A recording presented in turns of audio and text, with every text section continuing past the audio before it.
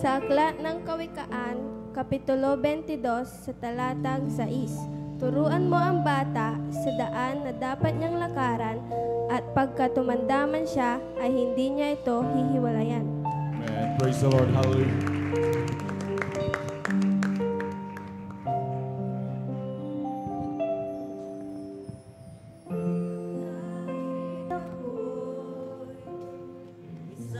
Bata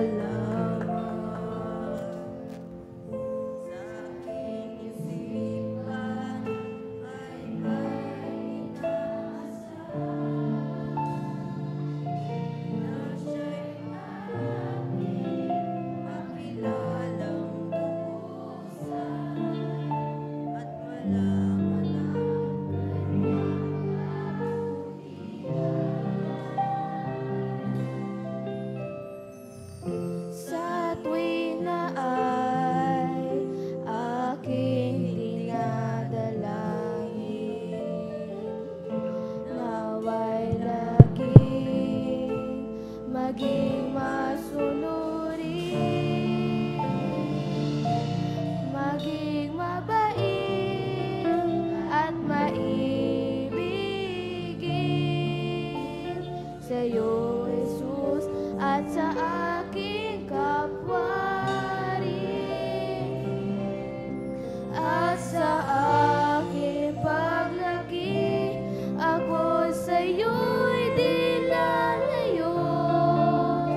Jesus, mananatili ka dito sa aking puso. Ika'y aking susundin at paglilingkuran.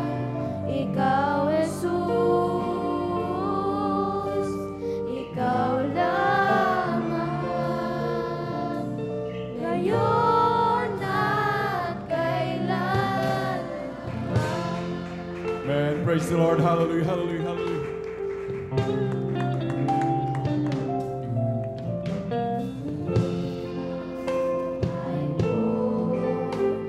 Iyong pagpalain, aking hiling, lagi ka